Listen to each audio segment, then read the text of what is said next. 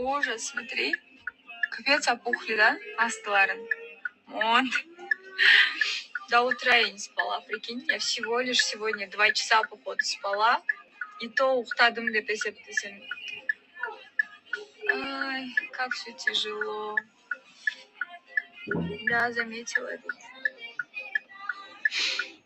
Зачем ведь? Ты же всю ситуацию знаешь, блин. Қандай ситуация отқан менде. Ляп алып келеміз де біз. Қыздар шында алып келеміз де. Көзіңнен дейді.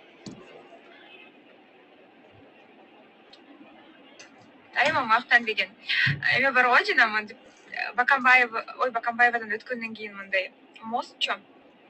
Дайыма ошол жақтан камераға түсіп қала берем деп қойға.